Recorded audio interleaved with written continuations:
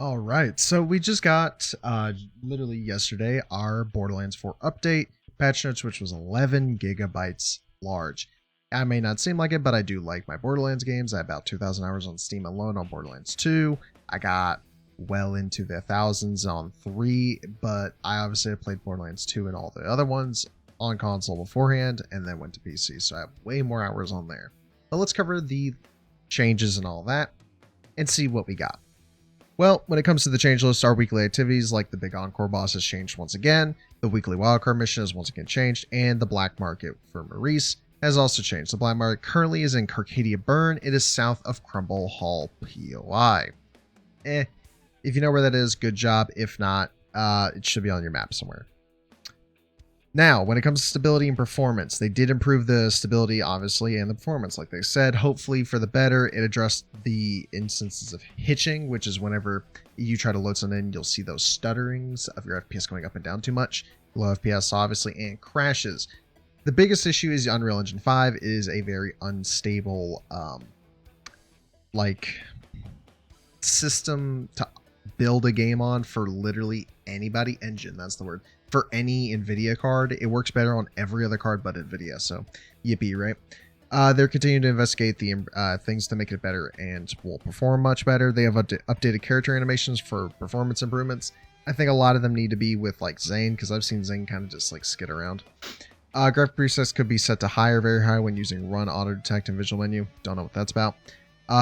They would get a blank screen on one of these. Oh, I heard about this. That is very annoying. Glad they fixed it. And just a rare issue of infinite loading screens during crossplay. Haven't experienced that.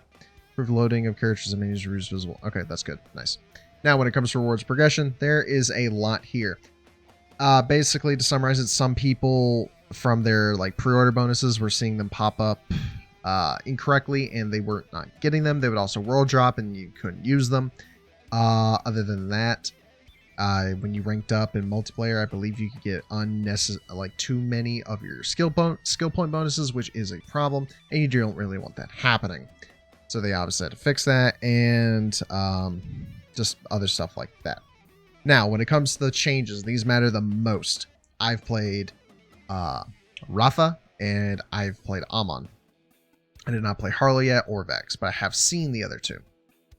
When it comes to Harlow, though, I have heard a good amount about her being really strong, but also having a lot of issues. So when it comes to her Gravitar ground state capstone, it's been corrected to remove inaccurate verbiage. Bad enemies taking reduced damage when they do not. Good. That means it now will read correctly. The Flux Generator no longer heals enemies. Good. That's nice to know. Updated it to the accretion passive to consistently grant lifesteal. Oh, that's amazing. That means it actually works correctly again. Addressed various reported issues with Gravitar Unstable Energy Pocket created from Chroma Accelerate Action Skill. I didn't hear anything about this from anybody I knew who played her, but maybe someone was on. Includes instances where it would not disappear properly, convert to cryo damage, or split as intended with certain skill tree combinations. Oh, okay, so they basically just fixed up how it functions with the rest of her skill tree. Good. At least they're noticing those types of issues.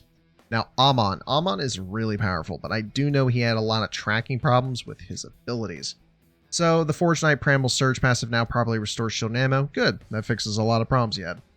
Firewall action skill has been adjusted so Vengeance cannot be stored by Firewall before Scourge is active as intended. Good. So, he can't be the most broken by doing that now, but at least he can still be strong. Onslaught or Rocket Punch now connects more reliably with shielded enemies. Yeah, I saw this on my buddy who played Amon as well, that this kind of just whiffs, but now it doesn't. Just a report issue with the Forge Knight. Yeah, they would not seek nearby enemies. Sometimes they would just fly right past the guy. Vex. I have not played her, but I have seen enough about her. She is really strong. Addressed a report issue where her Grave Harvest augment being triggered with All Incarnate is not active. I don't know about that. Just a report issue where Blight Attunement passive could not occasionally fail to damage the Timekeeper. Oh, I did see this on Twitter. Someone tried using it and it just did nothing. I'm like, oh, interesting. Damage caused by Siren's Spirit Bomb passive now counts properly as companion damage and changes its color to match a tuned element. Good, because that whenever I would watch people play her, I'd be like, what element are they using? It's not very obvious because they're all the same color. Now it's actually going to follow the color. Now Rafa, the one I'm most experienced with. Addressed a reported issue preventing Exo Soldier Blowout passive from stacking properly when repeating action skill. Yes, if you kept repeating it, it would not stack up at all. It would give you the one stack and that's it. Which is nice that they actually fixed that. That was a necessary change.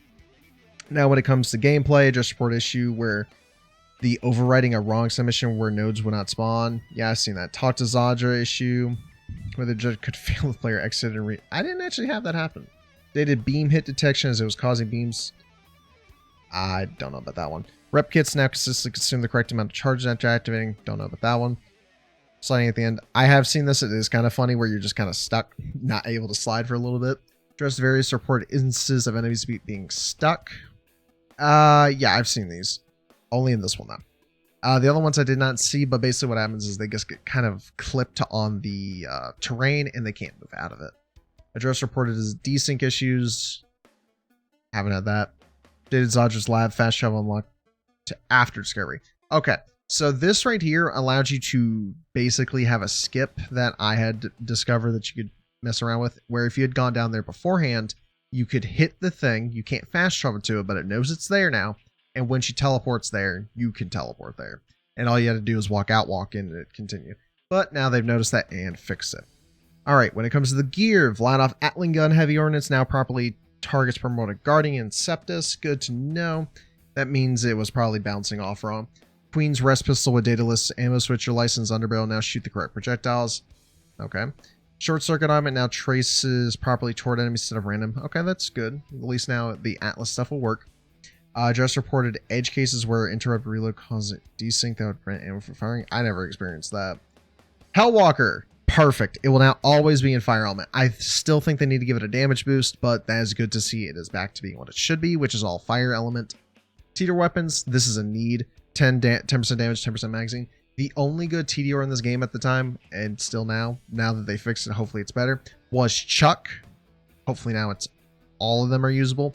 I still think they need to fix the Merv one, the one that whenever you throw it, splits up to 4 to 6. It takes too long for them to blow up. I think they should just blow up on impact. Order pistol, Lucky Clover, rocket reload, increased fire rate, good. Fisheye, increased damage. Yeah, it felt really bad.